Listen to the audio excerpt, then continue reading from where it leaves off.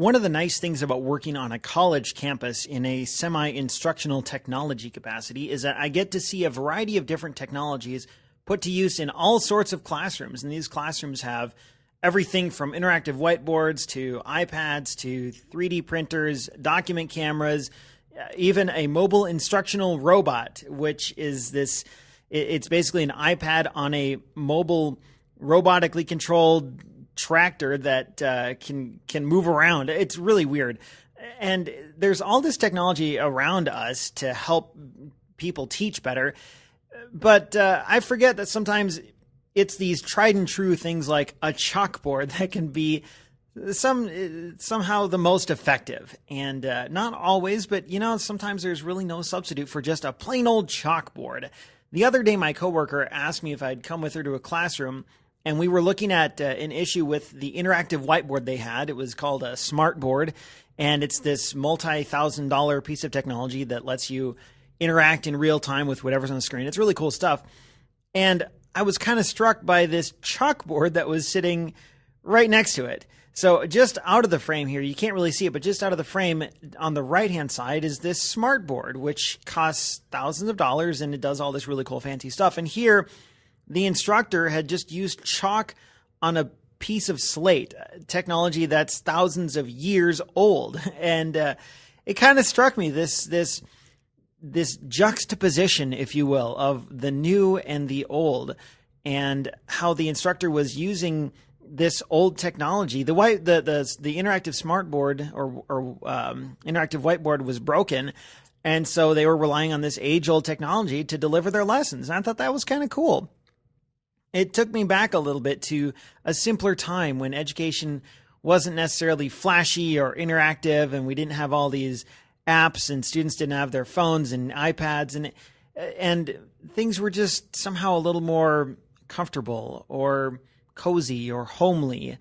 And that word homely makes me think of Rivendell, which it was described as being the last homely house before the Misty Mountains by Tolkien. And I don't know that things were better back then when I was a kid with chalkboards, or before me, slates or stone tablets, or writing on walls of writing on cave walls or whatever with like pieces of burnt charcoal. But I don't know, a part of me was sort of glad to see that these age-old instructional methods still are here, and they're still at least somewhat useful and relevant in our modern, always connected classrooms.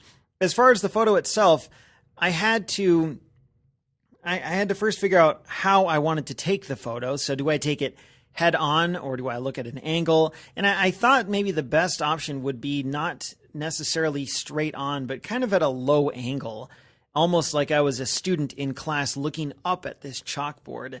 And I was really glad I had my D7100 with me, because the lighting, as you can tell in the photo, is not that great. I had to shoot this at ISO 1600, and on my D200, that's basically the upper limit. It's kind of a grainy, noisy mess that I had at ISO 1600 on my D200, but on the 7100, it's pretty clean, pretty noise-free. And it just goes to show you, on a side note, that if you think you can't get great photos at high ISOs on a crop sensor camera, you can.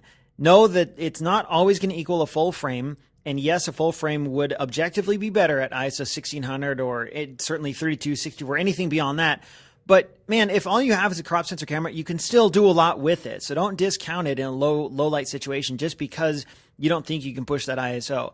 I say push that ISO, and worst case scenario, just fix it in Lightroom. You'll lose a tiny bit of detail, but it's better to get the shot you want with a little bit of noise than a blurry shot with no noise. I shot this at 1/90th of a second to get a clear image, and I was able to stop down to f3.3 because I didn't really want, I wanted a sharp image, as sharp as I could get, and I didn't really want a shallow depth of field. Not like it would have been an issue here because I was so far away from the chalkboard, but I didn't want to open up the aperture as much as possible. And that's where f3.3 was what I ended up with. I was really happy, though, with the lighting in the room. And it had there was only one or two lights in the room, and they were on this chalkboard, and it curated this really nice natural vignetting that I thought was really cool. It sort of spoke to the timelessness, or it almost like the chalkboard knew that it didn't belong in this era. It was sort of dimly lit in this big, dark lecture hall. And it sort of accentuated the fact that it didn't belong here. And you could say it was kind of a not necessarily sad, but a situation that just sort of made you ponder, how often are students going to see these chalkboards anymore? Will this chalkboard be here in 5 years, 10 years? I don't know. Probably not. And if so, are they even going to use it? I don't know. I tend to doubt it. But just being in that room with this chalkboard, it made me think about a lot of this stuff. And it made me glad that I had brought my camera with me that day. I almost left it at home. And I thought, it might as well just bring it with and see what happens. And sure enough, this photo presented itself. So another lesson. I like to leave all these podcast episodes with a lesson. My first lesson is to don't be afraid to up that ISO if you think you have to get the shot you want. It's better to deal with a noisier shot that's clear and in focus and not grainy than a blurry shot that has low noise.